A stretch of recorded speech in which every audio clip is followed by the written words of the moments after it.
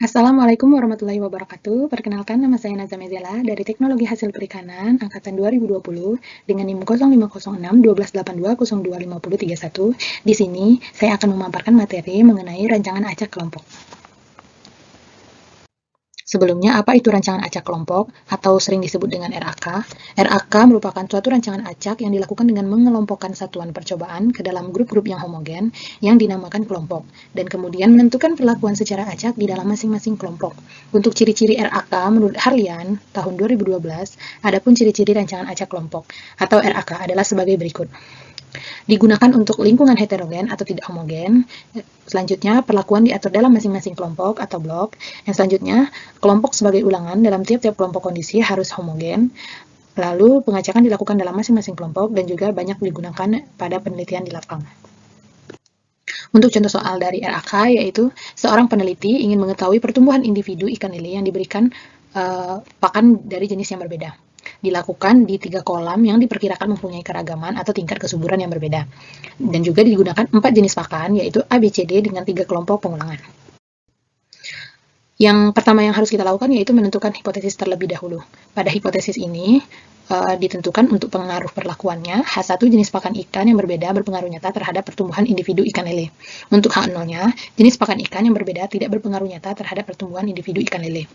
Untuk pengaruh pengelompokan, H1, kolam ikan lele berpengaruh nyata terhadap pertumbuhan individu ikan lele. Untuk H0-nya, kolam ikan lele tidak berpengaruh nyata terhadap pertumbuhan individu ikan lele. Jadi, soal yang kita dapatkan, didapatkan hasil data sebagai berikut, bisa dilihat di tabel ini.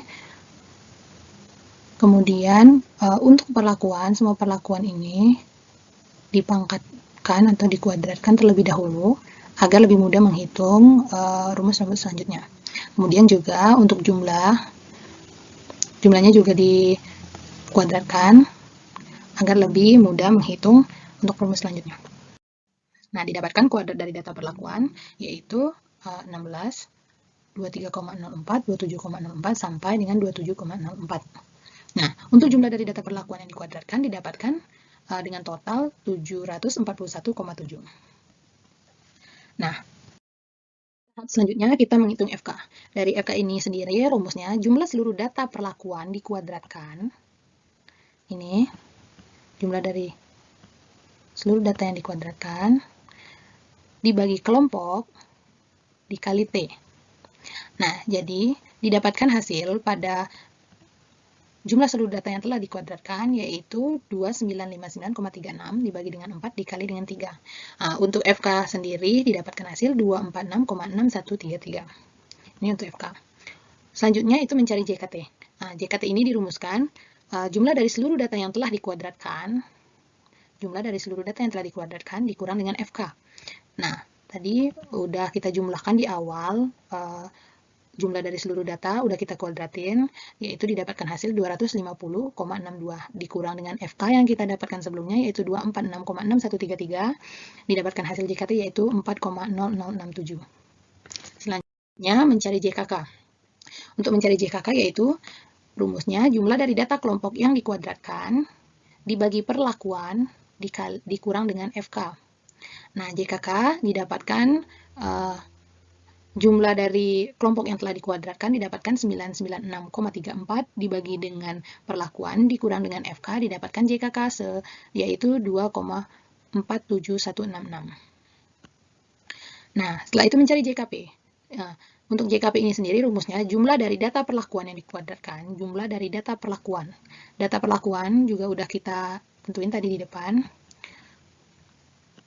Dibagi dengan kelompok, nah kelompoknya kan ada 3, dikurang dengan FK yaitu didapatkan 601,53 dikurang 246,6133 didapatkan hasil JKP yaitu 0,62.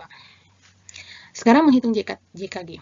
Untuk JKG ini sendiri dirumuskan sebagai JKT dikurang JKK dikurang JKP, di mana JKT sudah kita dapatkan yaitu 4,0067 dikurang dengan JKK didapatkan 2,47166 dikurang dengan JKP yang kita dapatkan yaitu 0,62, maka JKG sama dengan 0,915. Nah, selanjutnya kita masuk ke analisis sidik ragam atau biasa disebut dengan tabel Ansira. Nah, di tabel Ansira ini ada derajat bebas, menentukan JK, KT, F hitung, dan F tabel. Untuk derajat bebas ini sendiri, pertama, untuk derajat bebas dari kelompok, yaitu kelompok dikurang 1 sama dengan 2. Untuk perlakuan ada 4 dikurang dengan 1 sama dengan 3. Untuk total, itu kelompok dikali perlakuan dikurang 1 sama dengan 11. Untuk galat, kelompok dikurang 1 dikali perlakuan dikurang 1 sama dengan 6. Untuk menentukan JK.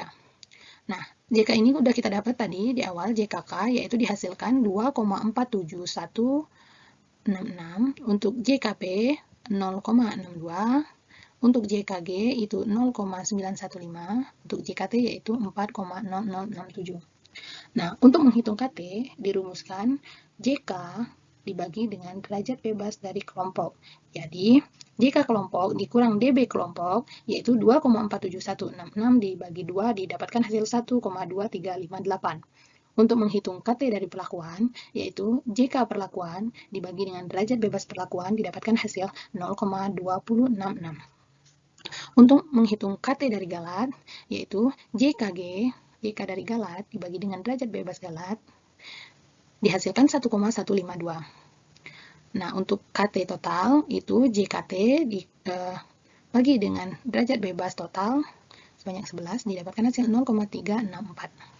Selanjutnya, untuk menghitung F hitung itu dirumuskan JK kelompok dibagi dengan galat. Didapatkan hasil yaitu 2,701. Untuk F hitung perlakuan, itu 0,62 JK dari perlakuan dibagi dengan JK dari galat, didapatkan hasil 0,677. Untuk menentukan F tabel, nah, dari derajat bebas kelompok dengan galat. Jadi, pada tabel sendiri didapatkan 5,14. Karena untuk F tabel dari perlakuan, karena perlakuannya ada 3 dan galatnya ada 6, didapatkan dari tabel yaitu 4,76.